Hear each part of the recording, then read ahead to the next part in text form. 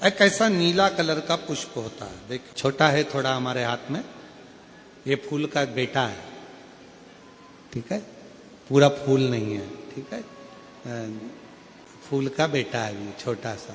अच्छा दिख रहा है? कहा है आस्था वालों दिखाओ तो सही, दिखाओ जरा बाजू में, और थोड़ा सा पास कर दो तो सबको नजर आ जाएगा। ठीक गया? शंख पुष्पी, अपारिजात भी बोला जाता है इसको, ठीक है। हर हर विराजो विराजो। तो एक पुष्प अपन कहते हैं हमारे भगवान देवादिदेव महादेव को, भगवान शंकर को बड़ा प्रिय है ये पुष्प।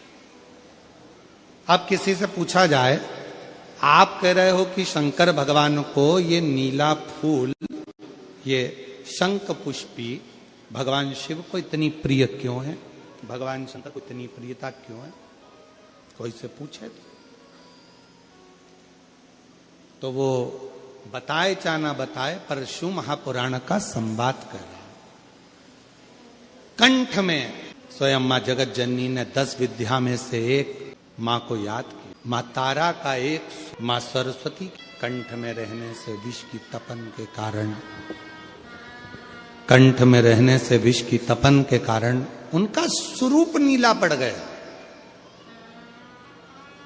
और जब उनका स्वरूप नीला पड़ गया तो भगवान देवादिदेव महादेव ने कहा, सुनो पार्वती, संसार के लोग, भूमंडल में रहने वाला यदि कोई भी मानव जिसकी विवेकता, बुद्धि, विचार, सोच, ज्ञान थोड़ा सा भी अगर उसमें कम है, तो वो नील सरस्वती का यदि आवाहन करे, मां नील सरस्वती स्तोत्र का पाठ करे, मां नील सरस्वती की स्मरण करे, तो उसकी विवेक, उसकी बुद्धि तीव्र होती है, श्रेष्ठ होती है। और सुनो पार्वती, यदि मान लो कोई नील सरस्वती का स्तोत्र का पाठ नहीं कर पाए, आराधना नहीं कर पाए, साधना नहीं कर पाए, स्मरण ना कर पाए, अगर कोई बच्चा एक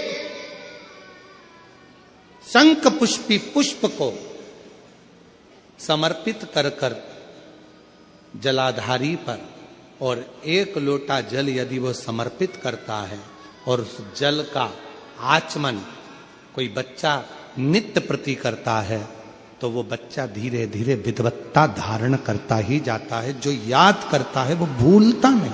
ये मां नील सरस्वती की कथा है।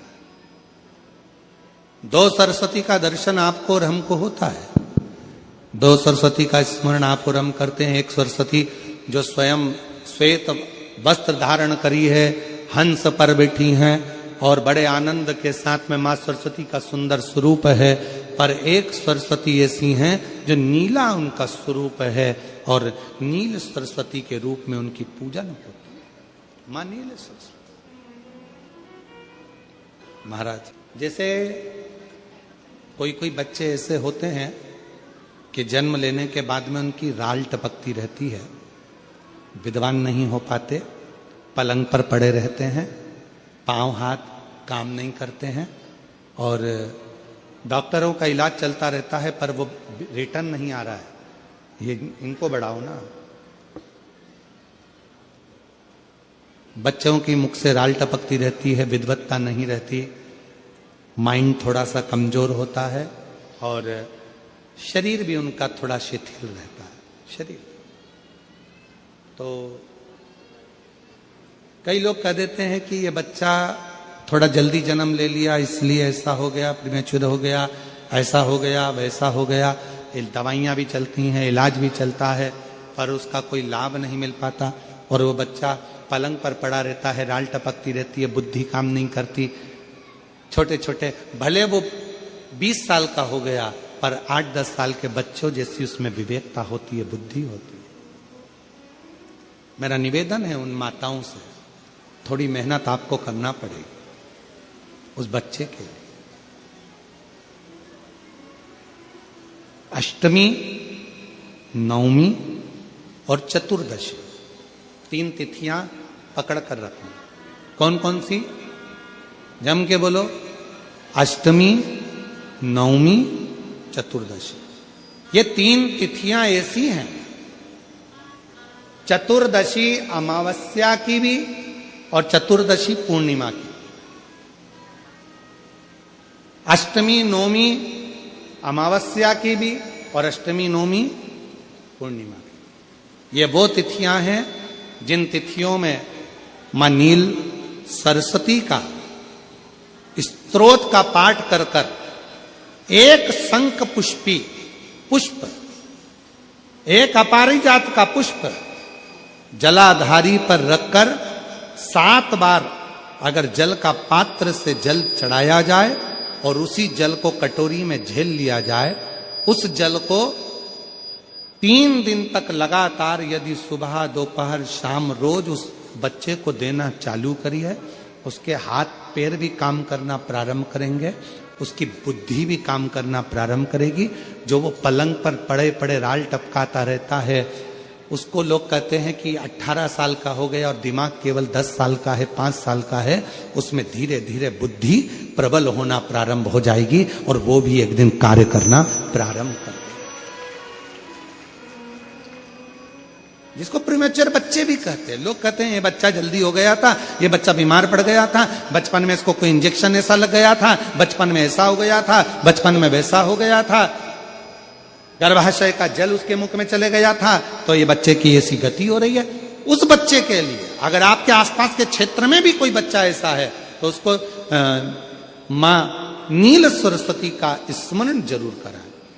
और अगर आप लोगों के पास में मां नील सरस्वती का स्तोत्र का पाठ ना मिले तो प्रयास करिएगा, मोबाइल पर सर्च कर कर मां नील सरस्वती का स्तोत्र भी निकाल सकते हो। बाजार में से गीता प्रेस गोरखपुर की किताब में भी ला सकते हो, पढ़ भी सकते हो, घर में उसका स्तोत्र का पाठ भी कर सकते हो। मां नील सरस्वती स्तोत्र का स्मरण और बड़े भाव के साथ करें स्मरण। और कोई माताएं कह देती हैं, कोई बच्चा कह देता है मम्मी मुझे याद नहीं होता, याद करता हूं परीक्षा हॉल में जाकर भूल जाता हूं, मैं कुछ पढ़ता हूं बाद में जाके भूल जाता हूं, स्मरण में नहीं रहता। तो उनसे भी निवेदन है, आप मां नील पाठ नहीं पढ़ सकते, स्तोत्र नहीं कर सकते, संस्कृत में नहीं पढ़ सकते, तो मां नील सरस्वती के नाम से अष्टमी नौमी और चतुर्दशी के दिन एक शंख पुष्पी पुष्प को, नीला कलर का जो फूल होता है बेल में लगा होता है, जो शिव जी को अति प्रिय होता है, उस पुष्प को आप जलाधारी पर रख दीजिए। जलाधारी जानते हो ना सब लोग, शिवलिंग पर नहीं, जलाधारी पर रख दीजिए और जल चढ़ाना 7 बार प्रारंभ करिए। बाबा देव अधिदेव महादेव आपको याददाश्तता में प्रवर करेगा।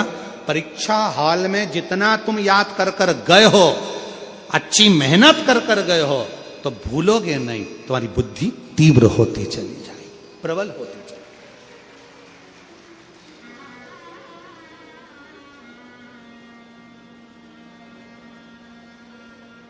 आजकल आयुर्वेद में आप लोग अगर आयुर्वेदिक दवाइयां लेते होंगे, आयुर्वेद वालों के पास यदि जाते होंगे, तो वो भी अगर बच्चा पढ़ने में कमजोर है, बुद्धि से कमजोर है, तो उसको शंख पुष्पी की चाय पीने का भी कहते हैं। बाजार में आती होगी शायद, है भैया कह रहे हैं कि बाजार में वो चाय भी मिलती है, नीली चाय। महाराज याददाश्ता के लिए, उसको प्रबर करने के लिए लोग शिव कथा कर रही। कौन सी सरस्वती? जम के बोलो, जम के जरा, पूरा तो नाम बोलो, मां नील सरस्वती। तुमने डायरेक्ट कह दिया नील सरस्वती। मां कौन लगाएगा? मां है ना अपने, तो उसका संबोधन पूरा होना चाहिए। कौन सी सरस्वती? मां नील सरस्वती का स्मरण सुख देता, आनंद देता।